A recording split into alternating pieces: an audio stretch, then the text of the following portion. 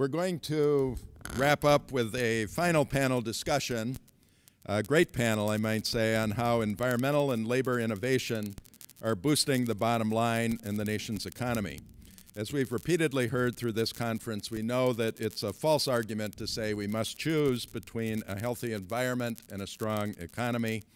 As Leo Gerard often reminds us, it's both or neither. Here to open the panel for us is a man who helped start the Blue-Green Alliance in the very beginning, Carl Pope, at that time Executive Director of the Sierra Club. We could not have begun this partnership without Carl's leadership. Carl served with the Sierra Club for over 30 years. In that time, he served as its political director, conservation director, executive director, and finally chairman. During his tenure as executive director, the Sierra Club added 400,000 new members and supporters. Since he stepped down in 2012, Carl has gone on to become an independent consultant and principal of Inside Straight Strategies, working on the intersection of sustainability and economic development. Carl?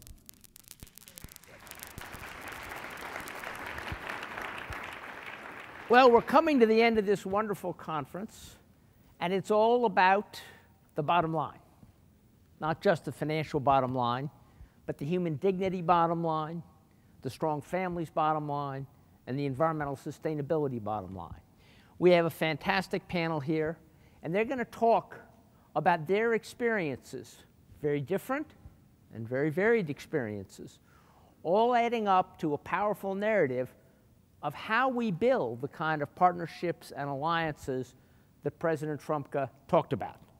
So we've got Tom Conway, the International Vice President of the United Steelworkers, Roger Kilmer, the Director of the Manufacturing Extension Partnership at the U.S. Chamber of Commerce, Daniel Cruz, the Global Vice President of Alcoa, Mike Robinson, the Vice President for Sustainability and Global Regulatory Affairs at General Motors, and finally, Terry Shanahan, the Vice President of Sustainability for International Paper. So I'm actually going to ask each of our panelists to talk for about 3 minutes from their own experience about why they took time from their busy schedules, and these people all have really crazy schedules, I know because I've been listening to their travel schedules, why they wanted to take the time out from their schedules to come and share their experiences with you about how building a new, clean economy is also the way to building a really solid bottom line. Tom, you want to begin? Yeah, Carl.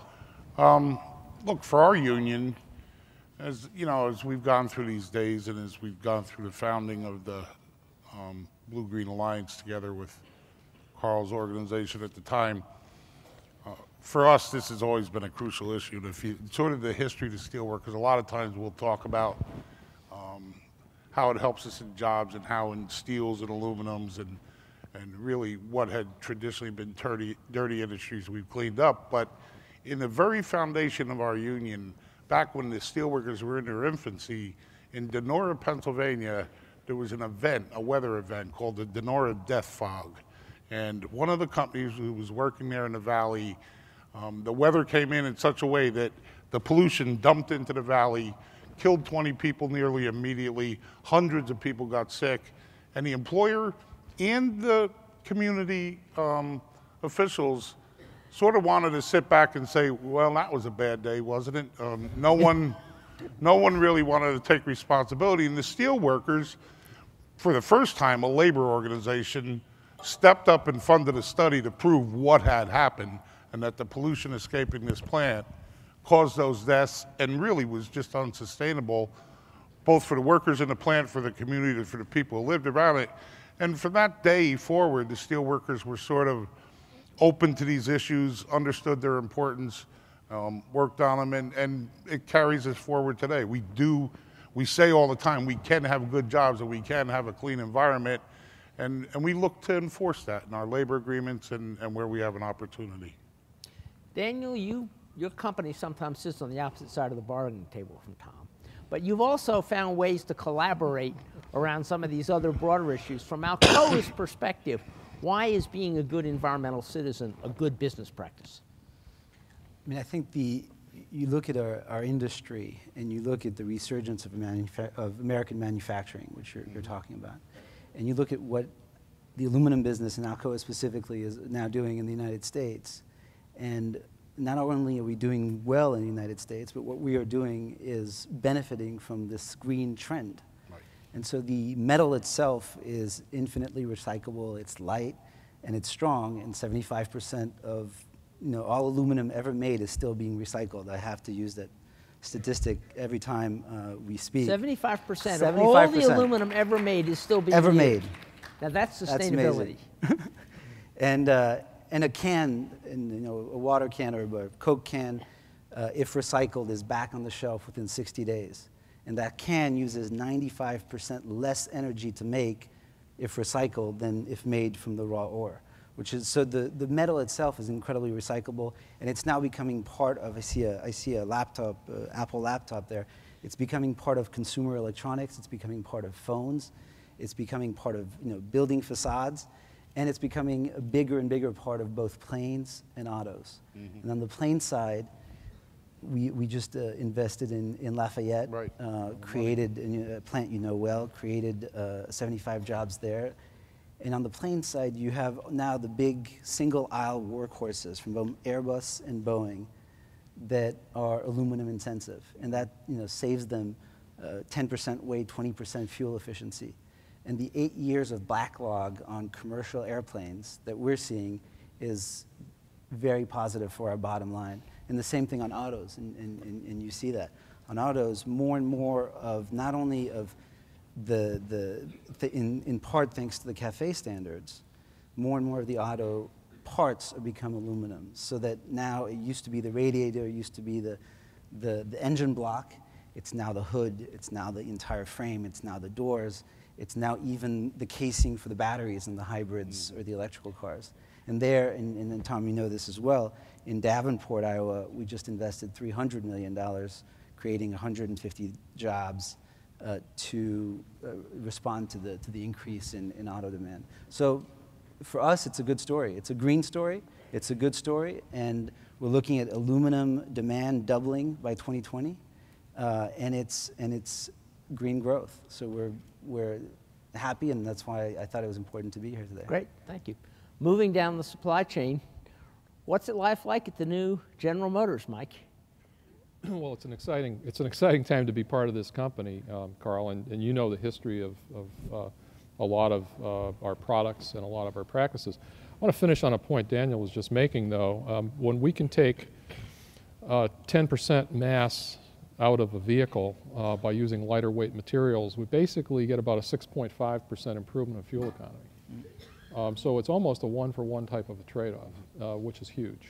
And so you're going to see a lot more aluminum in vehicles and other lightweight materials.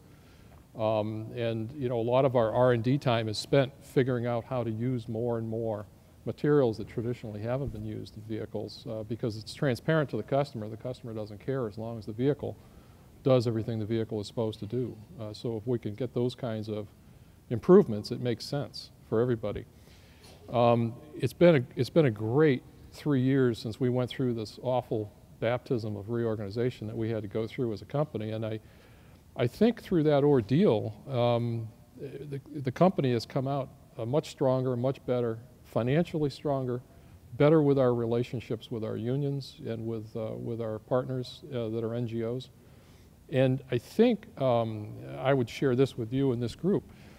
I think a lot of the work we're able to accomplish together has been a function of the dysfunction that we've all experienced in Washington.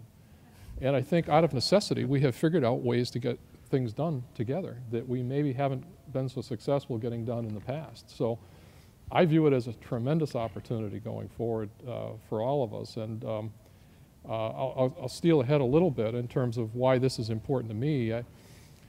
I got to know the Blue-Green Alliance during the fuel economy negotiations started about 3 years ago. And what we, I think, found together was that our power together to solve problems was far greater than our power was separately trying to beat each other. And once we realized where the common ground was, man, it was great to be able to figure out where we could go with that. So for us, this has been a huge benefit from a relationship standpoint, from a problem-solving standpoint. So Roger Kilmer, you're the one person from Washington that we invited up on the stage. Actually, I live in Gaithersburg, Maryland, but Oh, you that's live in Gaithersburg. Well, nobody, well, that is impressive. But so tell us about your perspective and what, Sure. what intrigued you about this workshop and where you think we might be going together. Absolutely. So let me talk a little bit about the program that I direct. It's called the Manufacturing Extension Partnership, and I'll come back to the partnership piece because it is a key piece of what we do. So I've got a network of centers around the country that work with the small and medium-sized manufacturers that are all suppliers to these other folks here. For us, in dealing with the small folks, they really need a lot of help, a lot of education on what's possible. They need to understand the supply chains that they work in and how they can contribute to those folks. And so our centers are out there working hand in hand with these manufacturers to understand the benefits, not only from the social side of it, but certainly from the business side of what that means to their bottom line and the kind of ROI that they can see by implementing some of these clean technologies.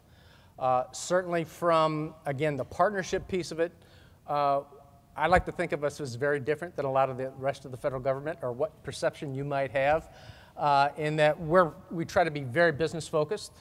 We really do try and partner with as many organizations as possible, both at the national level, other federal agencies, the Department of Energy, EPA, et cetera, and also at the local level. Our centers really rely on those organizations that have got that expertise that can help the small and medium-sized manufacturers.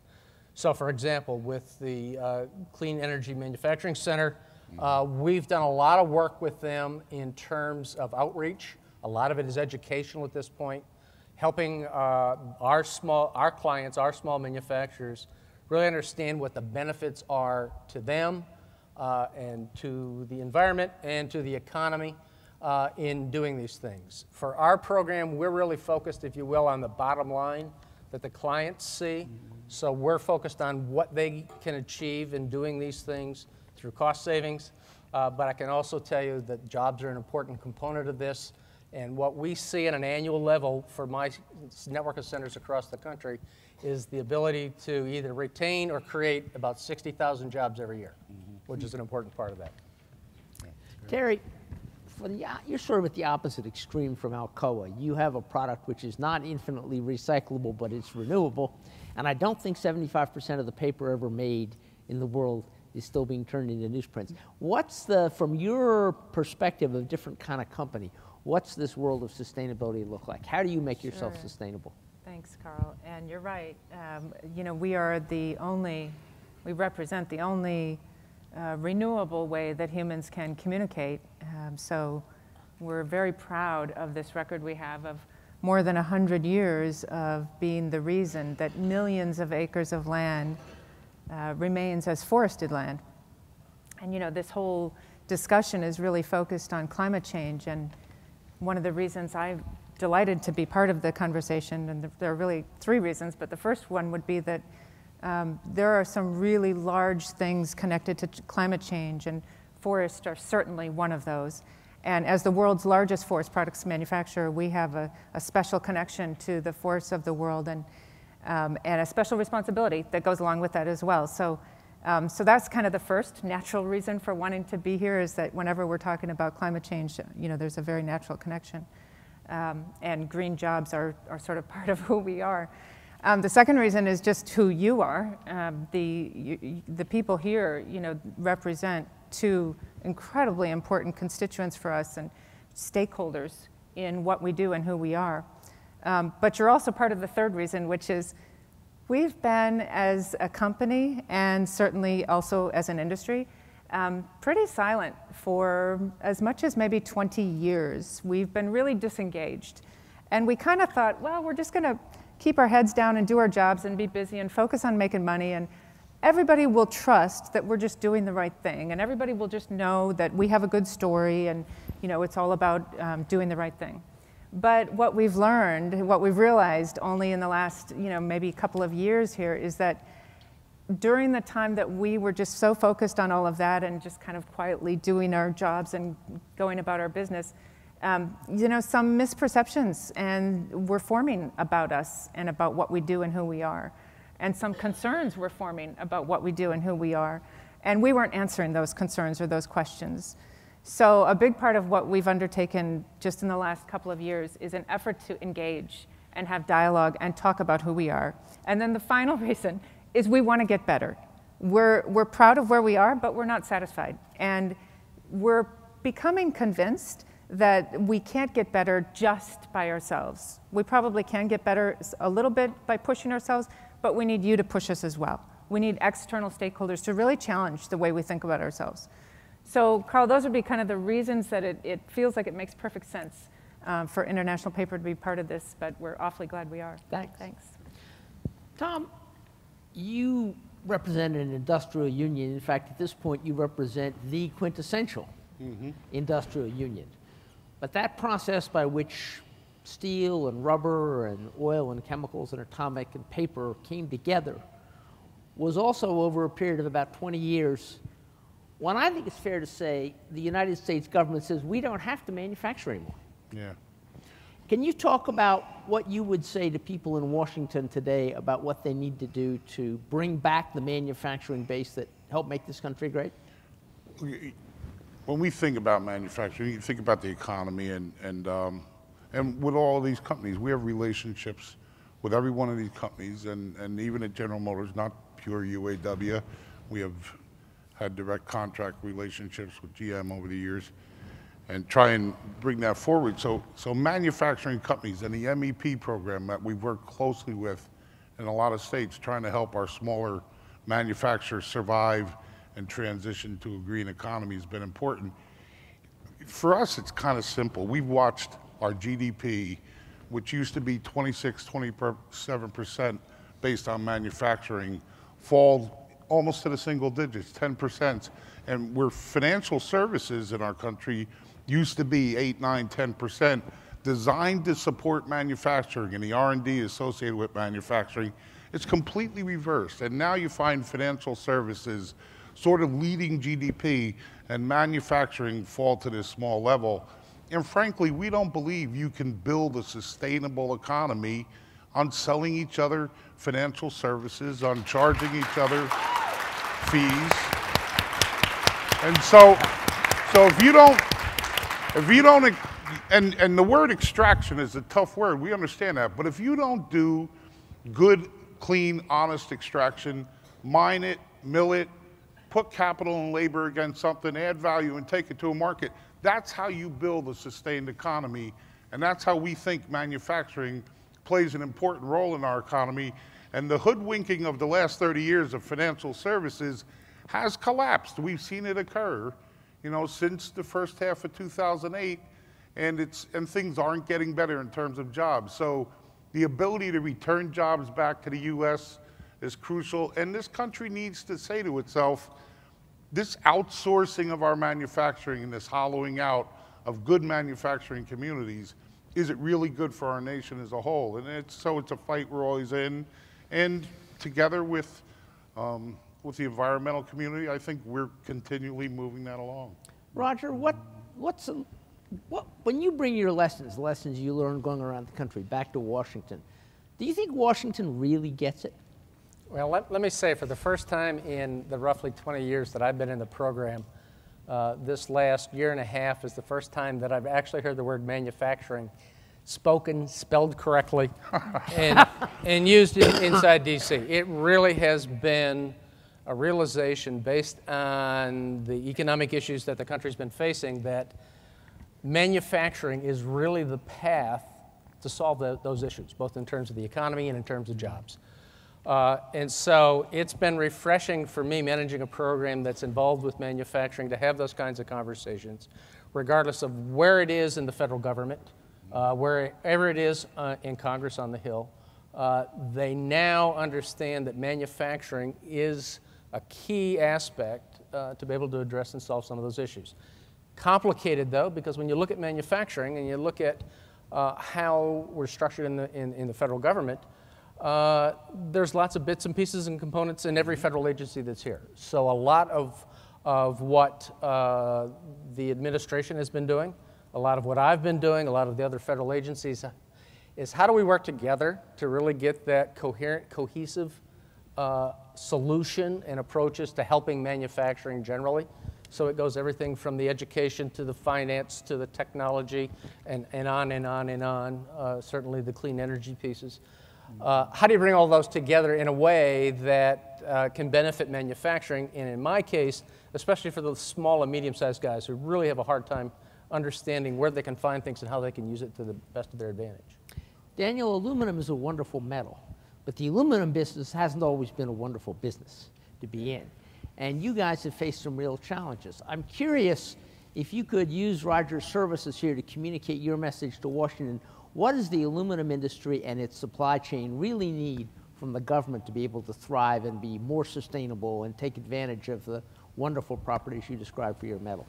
I think one of the things we're looking at, and again, Tom is familiar with this plant in Messina, New York. And the first part, the autos and the aerospace, is kind of the advanced technology and what we're really building off of. But the core of our business is making the metal.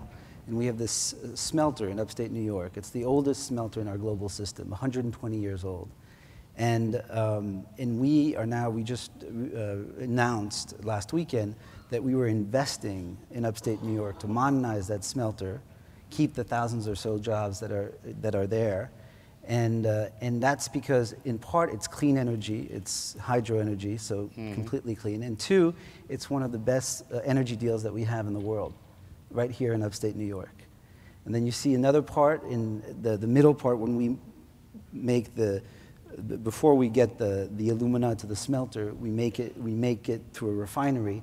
We have a refinery in Point Comfort, Texas, a refinery that we had essentially written off. And now that refinery, thanks to LNG, is probably the third most competitive in our system. Right. So I think one of the messages that we bring to Washington is that this energy revolution is incredibly important.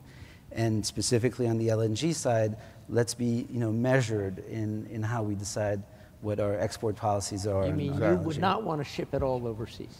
We would not. We wouldn't be against doing some exporting, but let's be balanced about it. Okay. Mike, General Motors is a global corporation. And when you look at the issues of sustainability through the global lens, you don't just have to worry about what the issues are here in the United States. You've got major operations in China, you've got major operations in Europe and Latin America. Right. What are the differences that you see in the way what does it mean to operate as General Motors in some of these other countries when you come to dealing with these environmental issues? Are they ahead of us or are we ahead of them? What's it look like? Well, we're at a different stage, but I think the world is a different place than it was in many respects. The communication age has changed a lot, and what it's changed is the instant understanding that a place like China has about what's going on in Europe or going on in the United States, whether it's fuel economy regulation, CO2 reduction at plants, what have you. But we are still, I think, in a much more evolved place in terms of our thinking on the subject than a lot of places that we do business. And one of the things we do, just so you guys know this, is our internal standards aren't just to comply with the law. Our internal standards are we're going to operate a plant in China the way we would operate a plant in Michigan for the most part. Our standards don't vary. We realize the long-term importance of that. One of the things I'd like to mention, though, is there's been a couple of references to energy, and one of the things on my mind as I come to a conference like this, and I'll tell you my selfish motivation for this is, about a month ago, my CEO gave a speech in which he said something really, really provocative, so commonsensical that nobody could deny it makes sense. Yet, we're not doing it, and that is to talk about a truly comprehensive, economy-wide national energy policy that gets at these fits and starts we seem to have. We're dealing, the Energy Information Agency says that by 2020 we're going to be a shipper of natural gas. We're going to be shipping natural gas out of this country. We ought to be thinking about, from a position of strength, how do we have labor unions, NGOs, manufacturers, utilities, energy providers, and renewable energy providers sitting down at the table and hammering out a long-term plan Every president since Nixon has talked about this, and nobody's done it. And unless we decide it's important to us, it's not going to happen.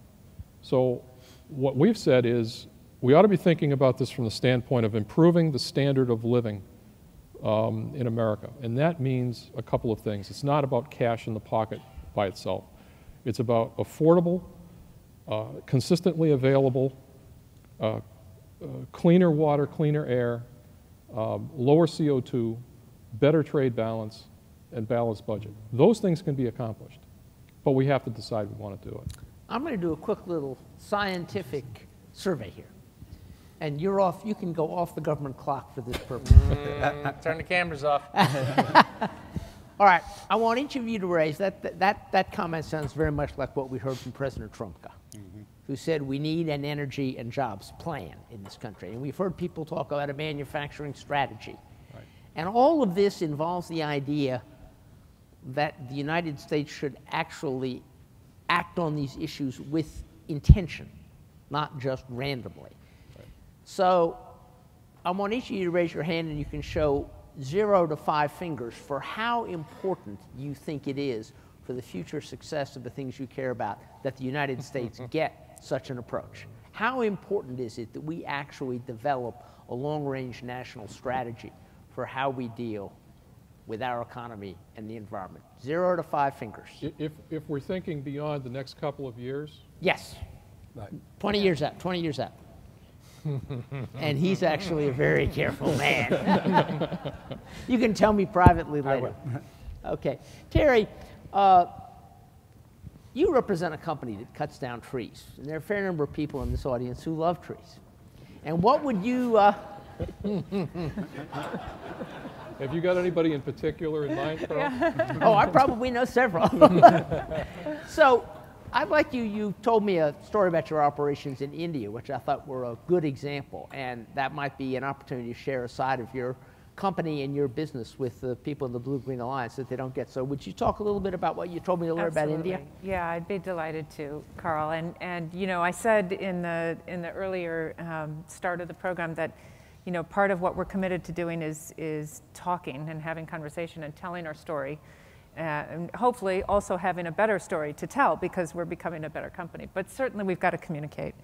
And while we share concerns about the forests of the world, I mean, if you think about it, it just makes sense. We need trees as our key raw materials. So if we just simply, you know, use them up and don't replant them, then we're going to run out of them pretty quickly. We've been in business for 115 years, and all of that time we've been in the business of being responsible for creating the reason for forests to exist.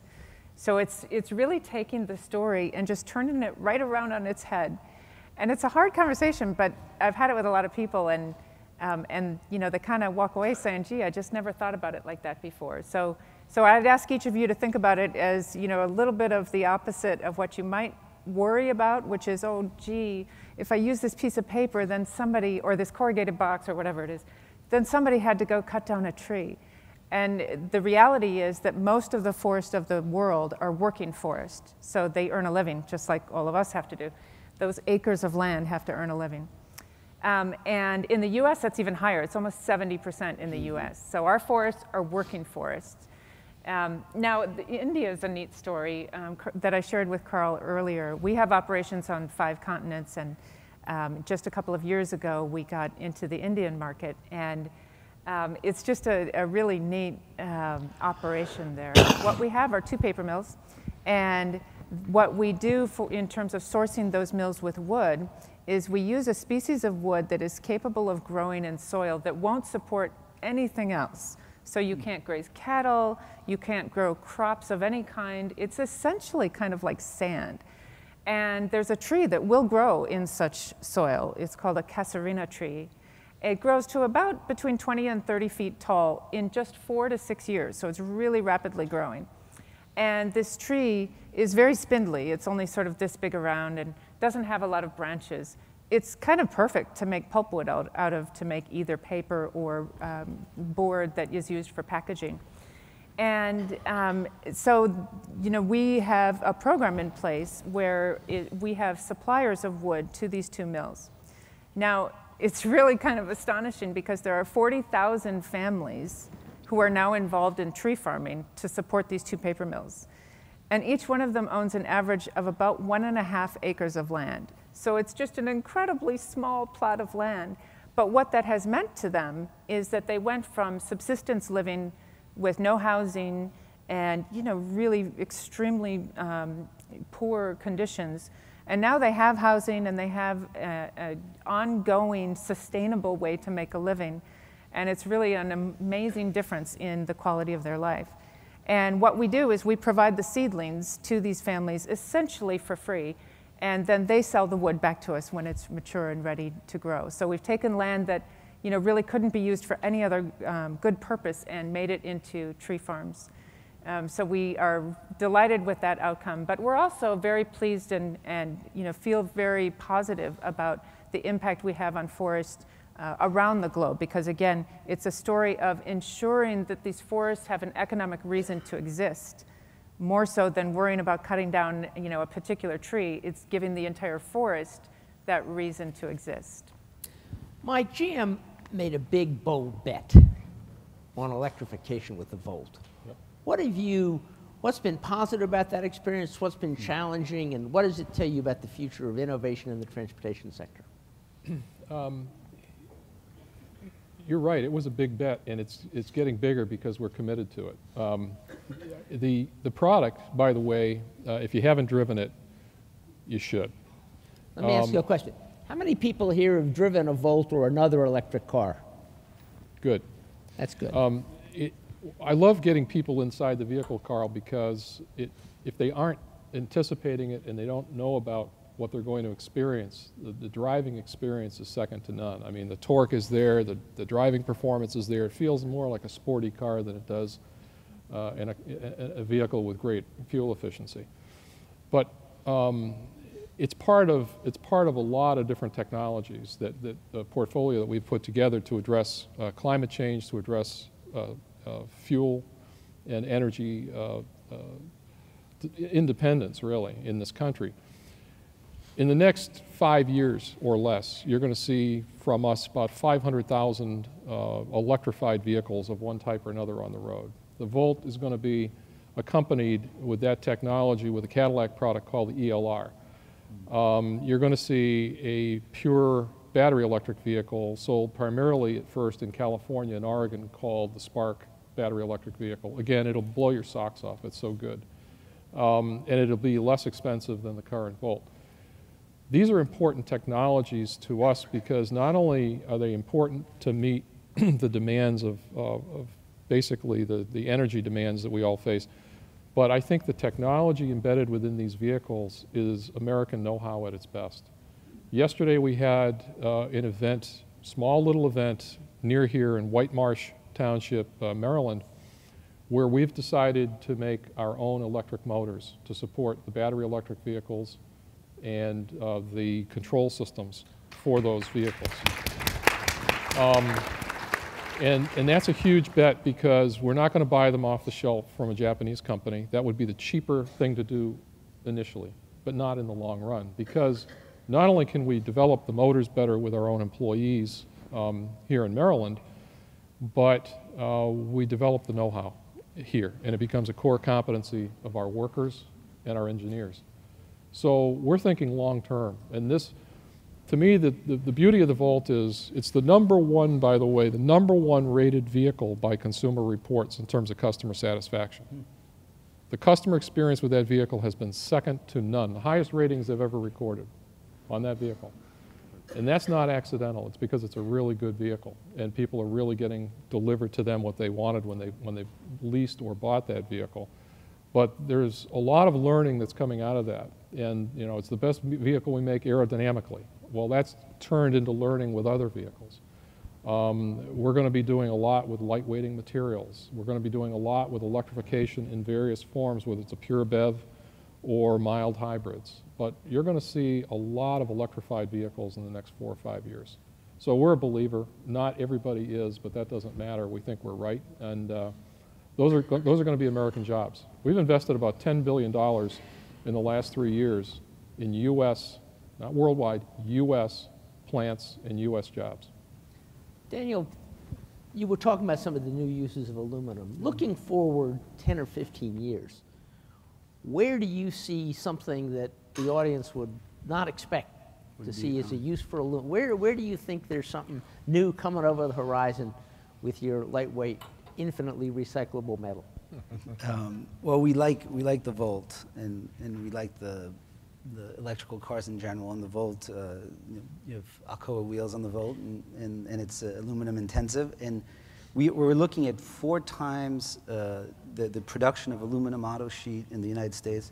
We're looking at quadrupling that demand until 2015. Quadrupling in 3 years. So it's a big jump. But one of the products that's fascinating, we have a building and construction business, and we make facades for buildings. And you think of the Chrysler Building or the Empire State Building, and they have aluminum facade. And the next generation of facades that we are currently making, and we think is a product of the future, is called EcoClean. And EcoClean essentially absorbs smog. Right. So that if you have 10,000 square feet of EcoClean facade, so a gas station has about that amount of surface, the facade, the Alcoa facade, will take in as much CO2 as 80 trees. So that, in fact, you can have this material to build your building that will also clean the And it does that year after year. And it does it just keeps on doing it. You don't have to cut it and Can you tell us how? Or is that a secret? But that's one of the products, but that's one of the products that I think will really make a difference. Roger, obviously what we make in manufacturing facilities is changing, but manufacturing itself is changing. And I suspect many of us kind of have these images in our head of pictures of the River Rouge plant in World War II, or Exactly. Bessemer steel conversion plant. What's happening that's new and exciting in the actual way manufacturing is going to be done? Well, certainly from our perspective, it's how technology is playing into this, and that includes clean energy technology, but some of the other technologies that certainly are in the nano, the coating kinds of things that you just mentioned. That, if I can go back to a little bit of how DC is starting to learn a lesson on this, it goes back to your comment about the know-how. And I think there's a realization now that if you aren't making it, you aren't building it here, you'll lose a lot of the knowledge and know-how of what works and what doesn't to really make those improvements, to create those new ideas. So the innovation and the manufacturing really go hand in glove in this, and I think that's a realization that folks in DC are now seeing, that manufacturing is not only important from the economy and the jobs perspective, but for the longer range, the more strategic approach to that, you've got to have those two things pulled together.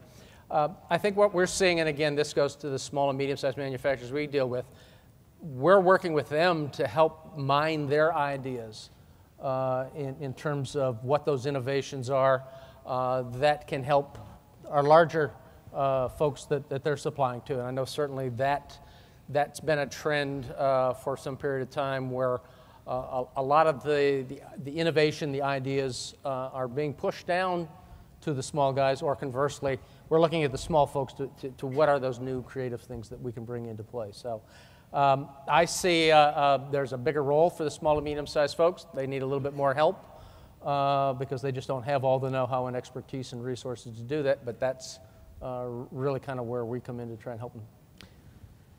Tom, there's been a lot of showcasing at this conference about the Steelworkers' leadership on environmental issues, creating the Blue-Green Alliance, your long, long record starting with the Denora smog incident.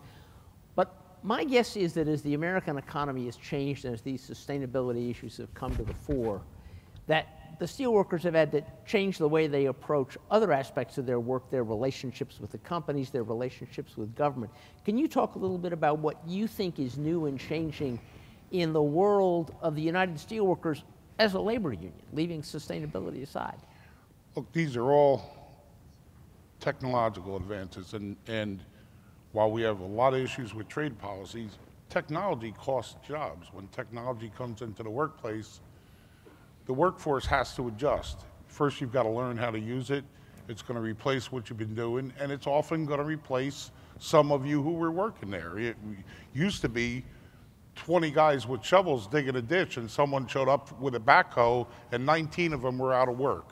And the union has to figure out, how are you going to deal with that? Because if you say, we're not going to let the backhoe in here, you're going out of business. So trying to refuse the advance in technology and the implementation of it is a foolish approach for a union, and I think it's a dead-end one. So over the years, you know, we've talked about, in 1980, I think our nation had right at about 100 blast furnaces operating. Now, I would think we're in the 21, 22 in operation right now. But we're making as much iron in those 22 furnaces as we made in 100 furnaces in 1980, due to a lot of advance in technology, due to a lot of change in the way work practices have come about. And it has cost jobs, but a union can't afford to just ignore it and be foolish about it. So we've changed with the aluminum industry, we've changed with the auto industry, we make high-strength, low-alloy steels that we put into autos. We make aluminum that will go into autos, and we get caught in the competitiveness about those two materials. Work closely with the paper industry, and we're not afraid of technology changes. It's a reality that you have to face, and if you're gonna build a good manufacturing-based economy, you just have to train your workforce and be prepared. And so our insistence is, when you're introducing a technology, we may lose some jobs. We'll do our best to find places for folks in particular train on that technology, and it's been a constant change for us. But if you're not willing to constantly change, you're just going to be out of the game. All right, we're going to do one more round, and I'm going to set it up. So one of the things I think is impressive about this panel is you haven't heard a single one of them make a single excuse for why they didn't do something they knew they should do. Nobody's pointed the finger at anybody else. Nobody's blamed things beyond their control for the problems that they faced. Now, we sit in the nation's capital of finger pointing.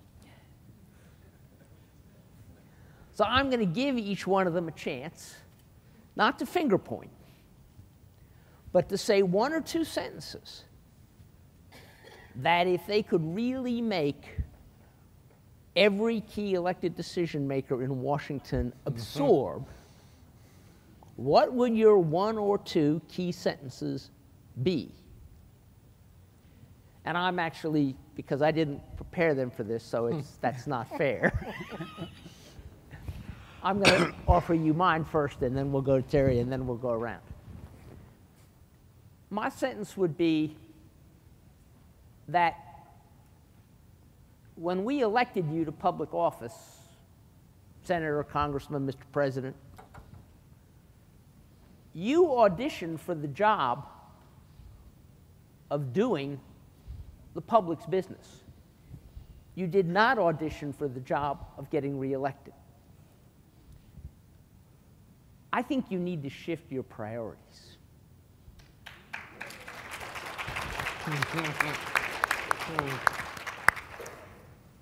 Okay, and it's true, he didn't give us any advance notice of this. We all take a little drink of water. You know, mine is going to be on my familiar theme. I read recently in a United Nations report from the Food and Agriculture Organization, and it's online. You can go access it. It's called The State of the Forests. So they're talking about global forestry and what's going on with the Earth's forest. As you can tell, this is a really important issue for me. And I read in their report a sentence, if I could share, not just with Washington decision makers, but actually with just about anybody.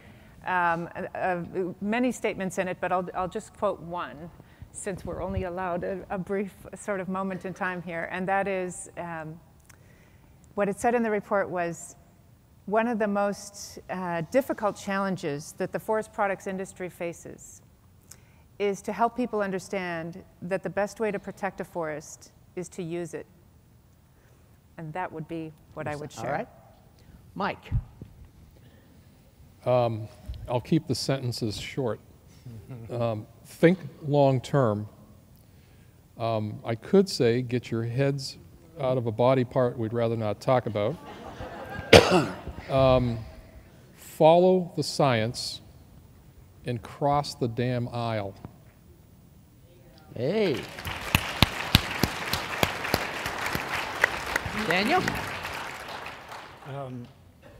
I mean, I would say the government is so important in enabling innovation, enabling the rebirth of manufacturing, in getting the energy picture right. And I think this administration, the president, got a lot of grief in the last few years about their relationship with business and their relationship with all businesses in general. And I think that I've seen and I've noticed in the last several months a real shift in tone from the administration. And I think the president himself has different dialogue with the business community. So my message to the White House and the president would be, keep on doing what you're doing, and we welcome it. Roger? Okay. To me, it goes back to kind of our philosophy and the way that I work and our program works, and that is there's a role for everybody. You've got to understand and value what everybody brings to the game. There are no silver bullets in any of this process. There's got to be some give and take. Let's focus on what's good for everyone and not for the few. And we've got to do more talking and less finger pointing, as you said. And as is appropriate at a Good Jobs, Green Jobs conference, the last word goes to the United Steelworkers. I would tell them quit taking money. The money in this system is corrupting our nation.